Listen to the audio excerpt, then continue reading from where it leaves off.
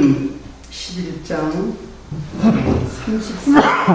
34절부터 오늘 나사로를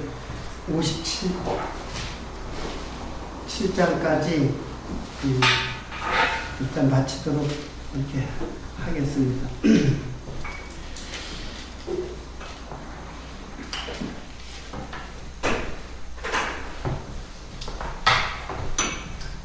몇 구절 읽어드릴까요?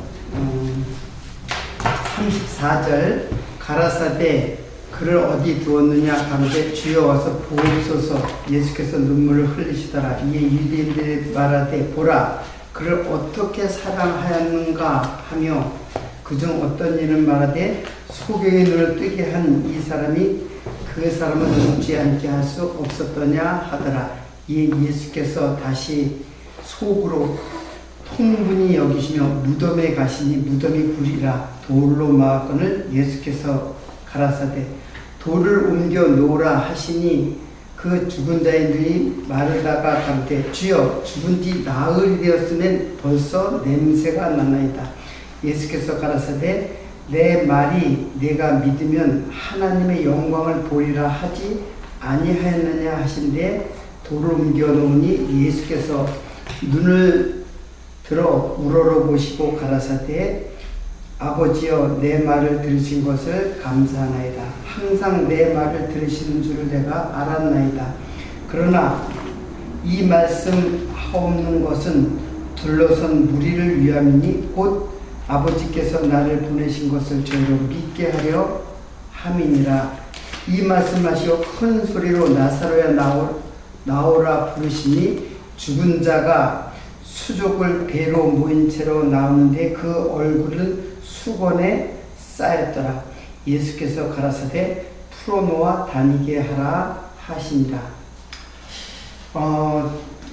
나사로의 이 사건을 조금 이제 자세하게 공부를 하기 위해서 오늘 이제 세 번째인데 이제 뒷부분 지금 읽어드린 부분을 설명을 좀 해야 될 것 같아가지고 좀 자세하게 이렇게 살펴보도록 이렇게 하겠습니다. 결국 나사로를 살리실 때 이제 마르다에게 그런 말했죠. 나를 믿는 자는 영원히 죽지 아니하리라. 영원이라고 하는 것은 아이오니오스라고 하는데 그건 시작도 끝도 없는 그런 그 시간을 초월한 그 상태. 즉 예수님이 나사로를 살리는 거는 인생은 그 출생이 있고 그리고 사망이 있잖아요. 끝이 있잖아요. 시작과 끝이 있다는 얘기예요. 그러니까는 육체의 생명은 이 땅의 육체의 생명을 살리는 그 예수님이 아니라 바로 영원하신 생명, 우리한테 영생이라고 했죠. 아이오니오스 조에라고 이제 하는데 똑같은 말이에요. 영생, 영원히 살리라. 이 육체의 생명이 아니라는 게 인생은 다 죽잖아요. 시작이 있고 끝이 있는데 나사로를 살리시는 이 사건은 영원한 생명에 대한 이야기지 나사로를 죽은 자를 살리는 것. 거기 보면은 그런 말을 해요. 그 유대인들이 그중 어떤 이들이 말하되 소경의 눈을 뜨게 한 사람이 그 사람은 죽지 않게 할 수 없었더냐. 보라 그를 어떻게 사랑했다면은 소경의 눈을 뜨게 했는데 그의 병 고치는 거는 아무것도 아니잖아요. 왜 병을 안 고쳐줬느냐 그런 거죠. 그래서 좀 조롱하듯이 그거 진짜 사랑한 거 아니다 라고 이제 생각하게끔 하는 거죠. 그러니까 유대인들의 이제 정말 그를 사랑했다면 병을 고쳐주었을 것이다. 눈을 뜨게 했다. 이 눈을 뜨게 했다라는 말은 이거는 구약의 메시아에 대한 사건이에요. 사실은 눈을 뜨게 소경의 눈을 뜨게 하며 안전뱅이를 일으키며 가난한 자에게 복음이 전파된다 하라. 그러니까는 메시아가 오면 하실 일이거든요. 눈을 뜨게 하는 일은. 그러니까 육체의 눈을 뜨게 하는 것도 마찬가지예요. 소경. 나면서 그래서 그 전에 그 표적에는 나면서부터 장님된 자를 눈을 뜨게 하는 거. 이거는 전무후무한 일이고 이거는 메시아만 할 수 있는 일인데 예수님이 이제 하셨단 말이에요. 그러니까 그들은 아직까지 메시아에 대한 인식이 그들에게는 유대인에게는 없는 거예요. 사랑했다면 병을 고쳐주신다 그런 뜻이죠. 진정한 사랑이 무엇이라고 생각하십니까? 자녀들을 진정으로 사랑한다면은 영원한 생명이 양식 대신 예수 그리스도를 그 마음에 심어줄 수 있도록 말씀과 더불어 교제하고 말씀과 더불어 양육할 수 있는 그게 진정한 사랑이지, 이 땅에서 조금 잘 살게 하고 이 땅에서 조금 편안하게 해주는 것, 이거를 사랑이라고 생각하면은 그거는 진정한 사랑이 될 수 없죠. 그래서 지금 그래서 이 병은 죽을 병이 아니다. 11절 4절에 그런 말이죠. 이 병은 죽을 병이 아니다. 이제 배운 거지만은 이거를 이렇게 해석해야 돼요. 이 병은 죽음으로 끝나는 병이 아니다. 이렇게 이제 다른 번역은 그렇게 해야 돼요. 이 병은 죽음으로 끝나는 병이 아니다. 지금 이 병을 통해서 주님께서 가르쳐 주려고 하는 거는 육체의 병이 아니고 하나님의 영광을 보여주는 표적. 그래서 이 나사로가 살아나는 표적이 마지막 표적이라고 했잖아요. 7번째 마지막 표적. 그래서 모든 표적이 다 그리스도를 증거하는 표적이에요. 그 표적에 거친 그 포도주를 물이 포도주가 되게 하는 사건이라든가 그 나머지 모든 표적, 그리고 오늘 나사렛 표적, 첫 번째 표적과 마지막 표적이 예수 그리스도의 피로 우리의 생명을 영원히 살게 하신다고 하는 그 표적의 속뜻을 알아야지, 표적의 겉을 알면은 영광이 됐었죠. 예수가 죽는 게 뭐가 영광이겠어요? 결국 예수가 죽는 것이 이제 그 12장 이후부터는 이제 예수의 죽음인데 그게 영광이라고 했잖아요. 하나님의 영광. 하나님의 영광이 뭐냐면 예수가 죽는 게 하나님의 영광이에요. 왜? 죽어서 우리를 살리는. 그래서 예수님의 부활이 바로 영광이에요. 예수님의 죽으심은 곧 부활이라는 말을 죽으심을 전제로 해야지만 부활이 있는 것이지, 살아있다고 생각하는 자에게는 부활이라는 의미가 없어요. 그래서 하나님의 영광을 위한 표적적 사건이라는 것을 이제 알 수 있죠. 자, 그래서 이제 11장의 38절부터 보면은 이제 예수님이 무덤으로 이제 가시는 장면이 나와요. 그리고 통분이 여겼다. 그러니까 유대인들이 조롱하니까는 통분이 여겼다. 그렇게 볼 수가 있어요. 문맥이 이렇게 쭉 그렇게 연결이 되니까는. 그리고 마르다는 무덤에 뭐하러 갑니까? 냄새가 벌써 납니다. 부패되어가지고 시체가 이제 부패돼서 냄새가 나는데 뭐하러 갑니까? 그러니까 아직까지 그들은 육체의 생명, 병을 고친다거나 이제 죽었으니까는 이제 끝이다라고 생각하는 그들에게 부활의 사상을 정확하게 이제 그래서 지난주에 설명했듯이 부활이 역사의 어느 시점, 내가 죽은 후 예수님이 오실 때, 이 종말이잖아요. 종말. 그리고 예수님의 재림. 그래서 재림과 종말의 때, 그때 부활할 것이다. 부활한다는 거 나도 믿습니다. 마르다가 그랬죠. 그러나 예수님께서 말씀하신 거는 내가 부활이다. 내가. 지금 예수님께서 내가 부활이고 내가 생명이다. 즉 영원한 생명을 지금 나에게 있다라는 거예요. 그래서 네가 이걸 믿으면 너가 믿으면 지금 그러니까 우리는 물론 마르다와 마리아는 예수님과 동시대에 살았으니까 이제 이때 얘기했지만 우리는 예수님이 죽으신 지 2000년이 지난 지금이라는 모든 상황이 다 끝났어요. 죽으시고 부활하고 다 끝났어요. 근데 지금 나에게도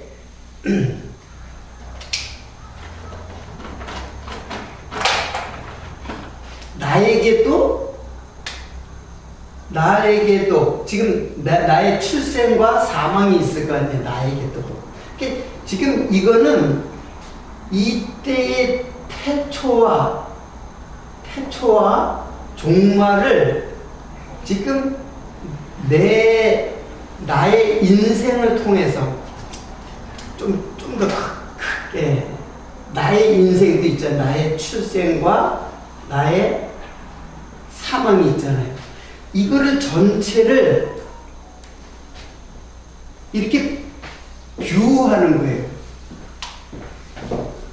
그러니까는 예수님은 이때에 시간적으로 33년, 역사 속에 33년이라고 하는 그 시간에 오신 분이지만 육체적으로는, 그러나 그분은 나는 처음이요 나중이다 라고 했잖아요. 그러니까 내 인생에서 내가 태초와 종말을 어떻게 보느냐, 태초와 종말을 그러니까 내 역사적인 시간적 사건에서 보면은 이거는 그러니까 이해할 수 없는 사건이에요. 그러나 지금 예수님께서 말씀하시는 거는 지금 내 인생에서 오신 예수 그리스도, 이분이 곧 뭐예요? 내 인생이 곧 뭐예요? 부활이요. 그리고 생명이다. 영원한 생명이다. 마르다는 이때는 나도 믿습니다. 나도 마지막 때 부활할 건 믿습니다. 그게 아니고 예수님께서 말씀하신 것은 내가 곧 부활이다라는 거예요.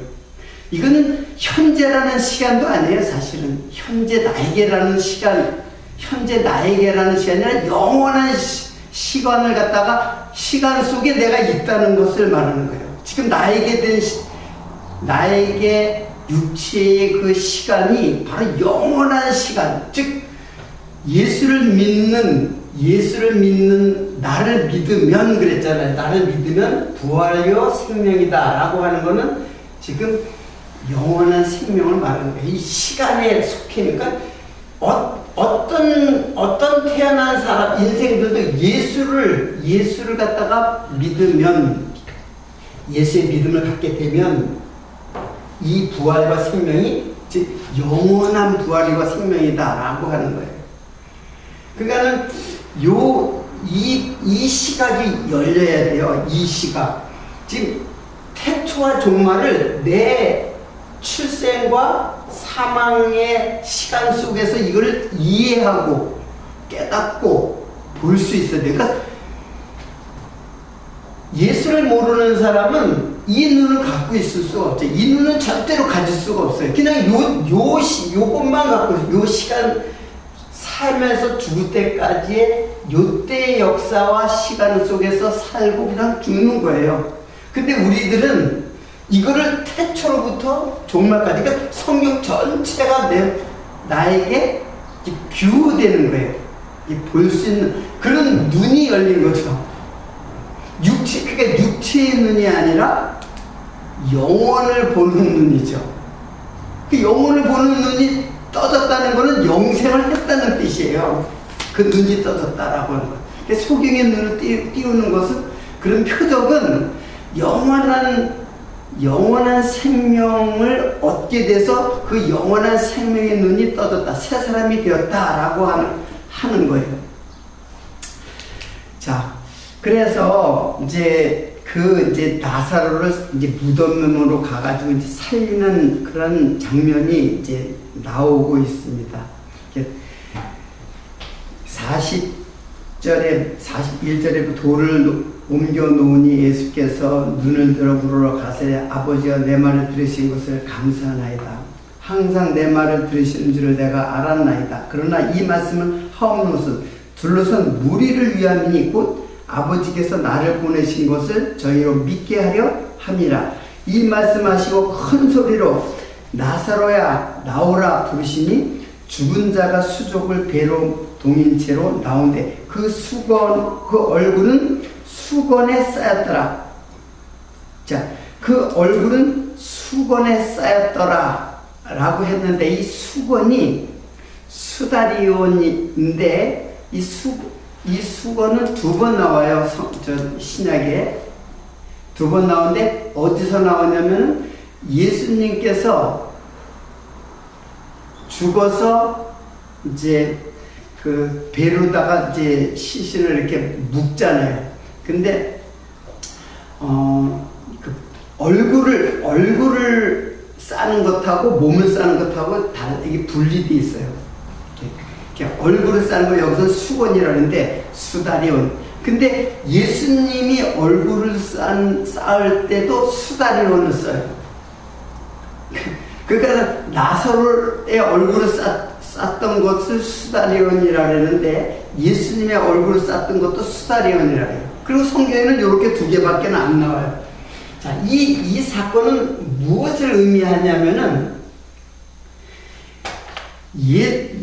지금 나사로가 죽는 것은 바로 예수가 죽는 것을 말하는 거예요.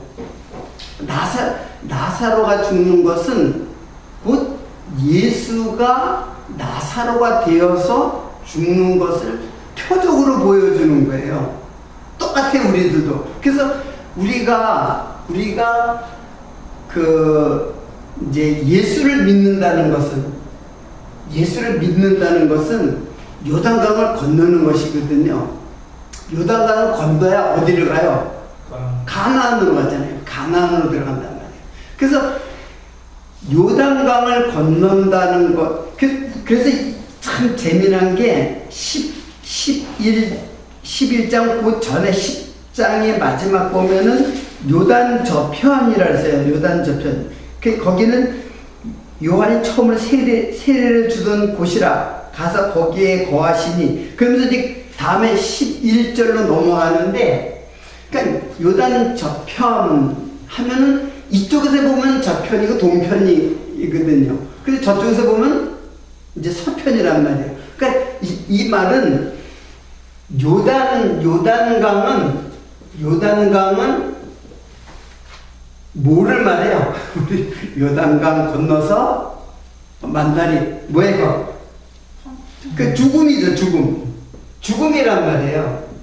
그러니까 지금 나사로의 죽음을 지금 요단강을 건너는 것을, 요단강을 건너면 죽음을 건너서 어디로 가는 거예요? 영원한 생명, 그러니까 생명으로 가는 강이잖아요.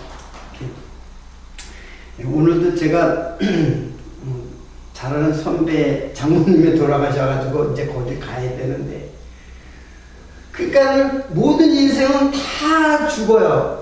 다 죽는데 영원한 생명의 강인 요단강을 건너서 가나안으로 들어가야 되는 거예요. 그래서 세례를 주는 곳이라 했잖아요. 어디서 세례를 줘요? 요단강가에서 세례를 준단 말이에요. 그러면 세례라는 게 뭐예요? 세례라는 게 죽고 사는 거예요. 근데 혼자 죽고 혼자 사는 게 아니라 누구와 함께 죽어요? 예수와 함께 죽고 함께 살아나는 거예요. 그래서 홍해를 건널 때도 모세에게 속하여 이스라엘 백성들이 홍해에서 죽고 그리고 홍해에서 살아 올라와요. 모세와 함께. 모세는 예수 상징이라 했잖아요. 그 당시에. 여호수아도 마찬가지예요. 여호수아도 요단강을 어떻게 해요? 함께 걷잖아요. 이스라엘 백성이 이제 모세의 그 영도자의 바톤을 갖다가 이제 여호수아가 이제 대신 잡고 이제는 모세는 요단 저편 동편에서 죽어요. 느보산에서 죽고 이제 다시 그 여호수아가 요단강을 이제 건너잖아요. 역시 예수 상징이에요. 여호수라는 말이 헬라 말하면 예수예요. 예수스라고 해요. 똑같은 말이에요. 그러니까는 예수와 함께 죽고 함께 사는 거예요. 그래서 수건을 같은 수건으로다가 묘사를 한 거예요. 자, 그러니까는 그 수건을 갖다가 쌓인데 예수께서 풀어놓아 다니게 하라. 이것도 그래요. 풀어놓아 다니게 하라라는 말이 이게 이제 아피엠이 휘파고 류오 이제 이렇게 얘기를 하는데 이게 어디에도 쓰이느냐면은 예수님이 잡히실 때 내가 잡히게 되면은 저 사람들은 놓아주어라 라고 이제 이야기를 해요. 근데 그때도 휘파고 아피엠이 이제 얘기하는 거예요. 그러니까 휘파고 아피엠이라는 말은 이거는 그냥 내가 잡히면 나만 잡아가고 저 사람들은 놓아주라. 이제 그런 뜻으로 이제 문맥을 보면 그렇게 볼 수가 있어요. 지금 여기서는 뭐라 했어요? 그 수건을 그 배를 갖다가 이제 풀어놓아서 이거는 뭘 말하냐면 사망 권세에 사망에 묶여있는 그 나사로를 이제 풀어서 거기서 건져내는 것을 말하는 거예요. 그러니까는 예수님의 그 모든 말은 그냥 아무 의미 없이 그냥 하는 말들이 아니에요. 다 그 속에 그 자기를 증거하는 예수님 자신을 증거하는 언어를 사용해요. 그러니까 근데 제가 이런 걸 어떻게 찾냐면은 찾기 쉬워요, 사실은. 이제 바이블릭스라든가 이제 요즘엔 콘텐츠가 많이 발달돼가지고 옛날에는 성구사전을 찾았어요. 성구사전이 있어요. 이렇게 두꺼워요. 그럼 일일이 그걸 찾아야 돼요. 그런 말이 또 어디에 또 사용되어 있는가? 그걸 찾아봐야 돼요. 근데 지금은 그냥 저거 탁 치면 그냥 쫙 나와요. 그래서 대충 이렇게 보면 다 보기도 힘들지만 어떤 거는 굉장히 우리들에게 빛을 줘요. 이거를 암시를 줘요. 암시. 결국 그 암시의 빛은 뭐예요? 그 빛은 누구에게 비추는 거예요? 예수를 비추는 거예요. 예수가 누구신지를 알도록 하는 말을 갖다 깨닫게 해준단 말이에요. 근데 그거 또 봐도 모르는 사람들, 주석학자들은, 신학자들은 그걸 많이 보잖아요. 그리고 히브리어, 헬라를 많이 봐요. 근데 정작 봐야 할 거는 못 봐요. 예수를 보는 게 아니라 역시 역사적 사건에서 그냥 풀이해버려요. 그러니 인본주의적 해석이 될 수밖에 이게 없는 거죠. 그래서 정말로 이제 이렇게 깨달아야 생명의 양식이 되는 거죠. 우리들에게 양식이 된단 말이에요. 역사적 사건을 갖다가 아는 것은 역사적 사건 속에 감춰져 있는 예수를 아는 것이 끝까지 가야지만 우리들에게 생명이 되죠. 문자와 역사는 예수 그리스도를 알게 하는 겉이라고 볼 수 있어요. 겉. 그런데 속은 예수 그리스도. 자, 그러면은 나사로를 살리는 거는 이게 표적이잖아요. 표적이고 이거는 결코 이거는 속이 아니라 뭐예요? 겉이죠. 겉이란 말이에요. 그러면 이것의 진정한 속, 내용, 의미, 하나님, 예수님의 그 행하시는 그 메시지, 말씀의 뜻은 뭐예요? 이거는 예수 그리스도께서 죽으시고 부활할 것에 대한 표적이죠. 그러니까 표적의 겉을 보면은 안 된다고 하는 것이 바로 그런 뜻이에요. 성경은 다 그거예요. 표적과 그 겉과 속. 이렇게 철저하게 이미지. 하나님이 이런 사건을 일으키신 이유, 목적, 그것을 알아야 되는 거죠. 자, 그리고,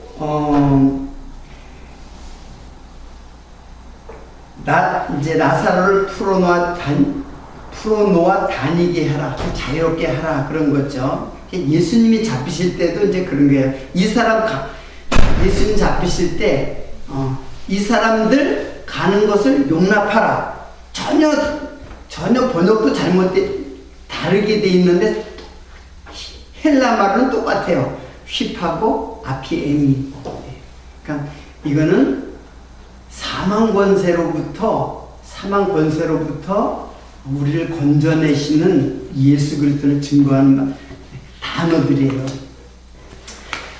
한 가지 좀 지나갔는데 38절에 보면 예수님께서 통분히 여기셨다. 이제 그런 말씀이 나와요.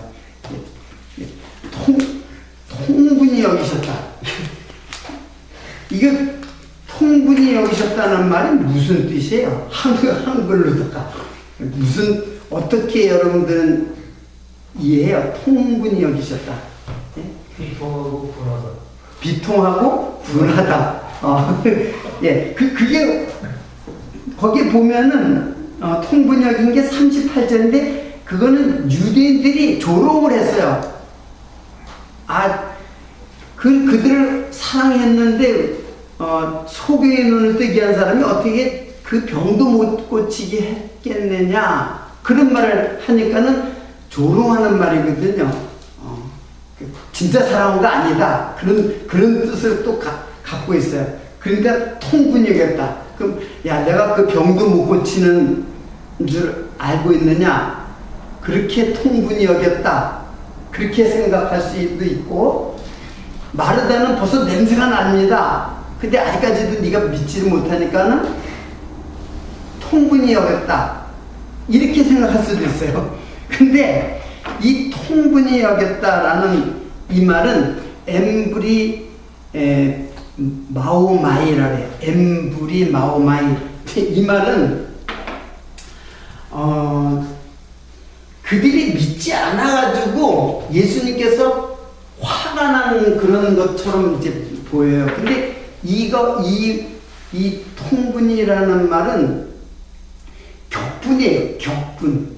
엄청나게 화가 나가지고, 거기 사전을 보면 씩씩거리다 그렇게 표현되어 있어요. 씩씩거리면서 굉장히 화가 나가지고 하는 그런 말인데, 그걸 통분히 여겼다, 이제 우리말로 이렇게 번역이 됐는데, 이 말은 무슨 뜻이냐면은 그 사람들에 대한 그 예수님의 감정의 표현이 아니에요.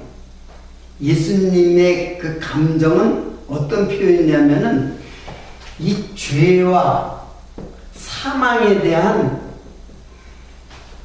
그 하나님의 진노. 이게 하나님의 진노가 언제 나타나냐면, 이스라엘 백성들이, 구약에는 이스라엘 백성들의 그 우상을 숨길 때, 우상을 섬길 적에 하나님의 진노가 이스라엘 백성들에게 임해요. 그래서 심판을 하잖아요. 이방 민족을 들어가지고 쳐가지고 심판하는 그때의 진노예요. 그러니까는 하나님의 진노도 이스라엘 백성들에 대한 진노가 아니라 우상을 섬겨서 죄와 사망에 빠져있는 이런 죄와 사망에 대한 진노예요.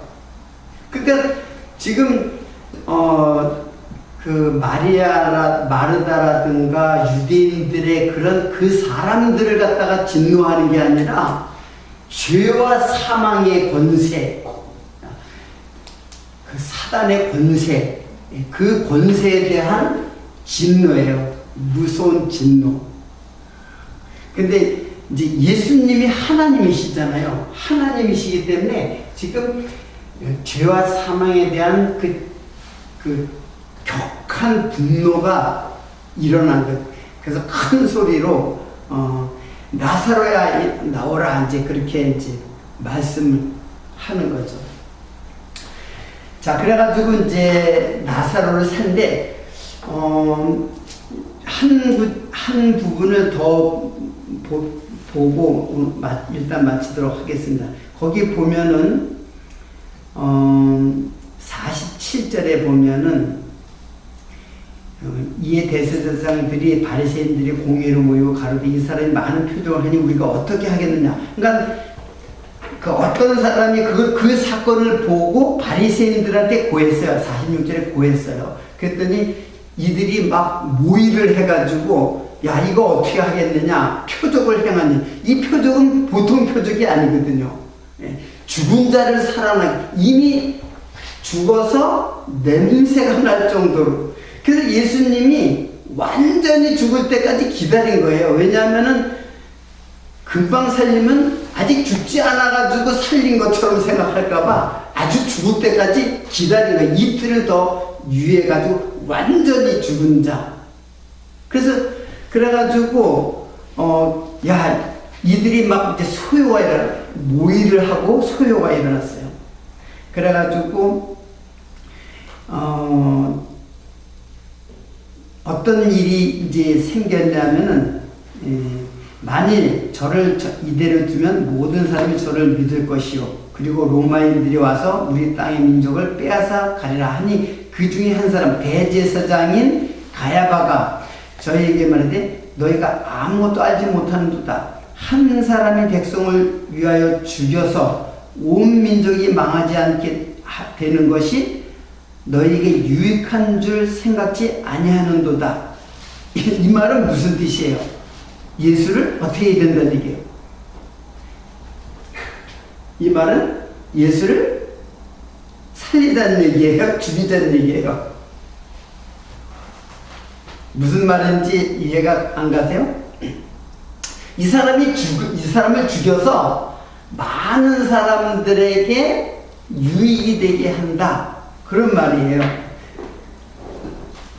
근데 이 말은 49절에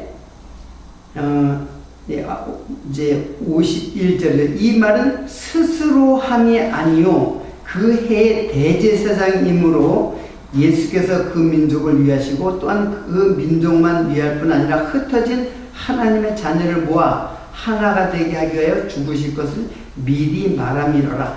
그날부터 저희가 예수를 죽이려고 모의하니라.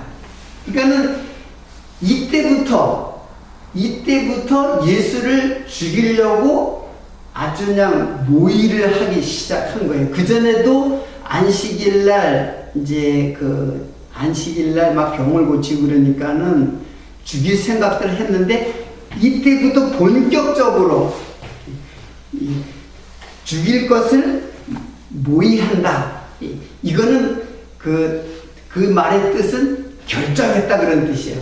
이 사람을 죽여야 되겠다. 근데 가야바가 이 사람은 어떻게 했느냐? 이 사람 죽였다가는 사람들이 이게 선지자를 죽였다고 할까봐 또 소요가 일어날 거라고 생각을 했는데 가야바는 뭐라냐면 한 사람이 죽어서 많은 사람들을 유익하게 하는 것이 유익하는 것게 하는 것을 너희가 알지 못하느냐는 것은 이 사람을 죽여서 많은 사람에게 유익이 되게 하겠다. 근데 그 말은 정확하게 하나님의 뜻이죠. 자, 예수님 한 분이 돌아가심으로 거기에 많은 사람이라 그랬잖아요. 많은 사람이 누구냐면은 흩어진 하나님의 자녀를 했잖아요. 그 민족만 아니라 흩어진 하나님의 자녀를 다 그들에게 유익하겠다. 예수가 죽음으로써 하나님의 백성들이 다 유익해야 돼, 살아난다, 그런 뜻이. 근데 가야바는 자기 민족을 위해서 이제 예수가 희생이 되어야 된다, 그런 뜻이에요. 우리가 그래서 흔히 그런 말을 하잖아요. 희생양이라고 했잖아요. 이 문제를 해결하기 위해서 정치인들이 이 문제를 해결해서는 누군가 희생을 해야 된다. 그래서 내가 대신 희생하겠다 해가지고 희생양의 그 정치적 행보를 하는 그런 일들이 많잖아요. 뭐 굳이 얘기하지 않더라도 한 사람을 희생시켜가지고 전체 단체를 갖다 살릴 때 희생양이라고 하잖아요.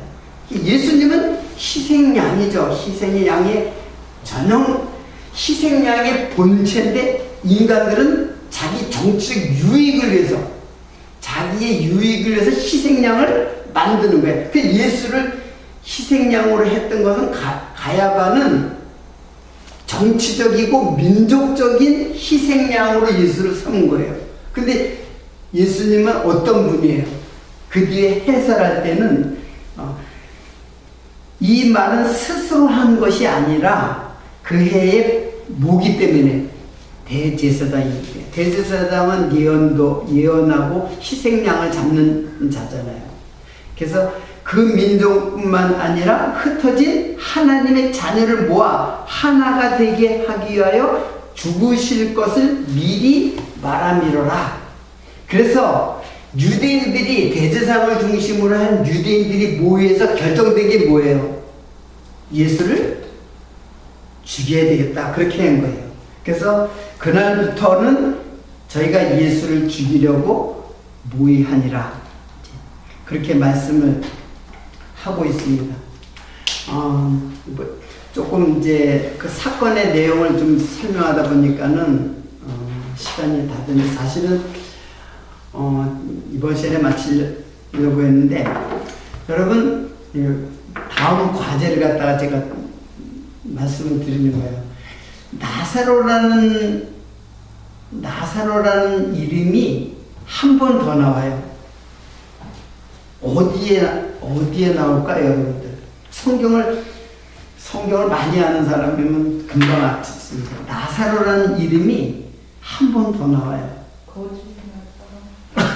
역시 사모님이나 다른 분들은 생각나는지 모르겠어요. 거지와 나사로. 그는 사실이에요? 아니면 비유예요? 그 사건은, 거지와 나사로 사건은 사실이에요? 아니면 비유예요? 비유겠죠? 예. 누가복음에 나오는 비유의 얘기예요. 근데 비유의 얘기는 어떤 사람의 이름을 지칭하지 않아요. 잘 알다시피 그냥 뭐 씨 뿌리는 비유하는데, 씨 뿌리는 비유의 이름, 그 사람이 뭐 누구다, 마리아다, 무슨 뭐 나사로다, 그런 사람의 이름이 나오지를 않아요. 근데 비유에 유일하게 사람의 이름이 나오는 비유가 바로 부자와 거지 나사로의 비유예요. 비유는, 예수님 비유가 상당히 많잖아요. 누가복음에 특히 많잖아요. 근데 비유는 사람의 이름이 안 나와요. 그런데 그 부자와 거지 나사로, 그 비유에는 나사로라는 사람의 이름이 이름이 나오면서 그 비유를 말씀하세요. 이 나사로와 그 나사로하고 무슨 상관이 있을까요? 상관이 없으면 나사로라는 이름을 사용하지 않았을 거예요. 그리고 비유에는 사람 이름을 안 써요. 그냥 어떤 사람이 뭐 혹은 그래서 어떤 사람이 그렇게 했지 이름을 안 써요. 근데 그 누가복음에 요게 누가복음 16장에 나오는 말인데 다음 시간에 1시간 요 사건을 요걸 갖다 한번 풀이를 해함으로써 나사로의 사건을 좀 이해를 함으로써 이제 나사로 사건을 마치려고. 그래서 한 시간 더 해야 될 것 같아요. 네. 네, 오늘 여기서 마치도록 하겠습니다.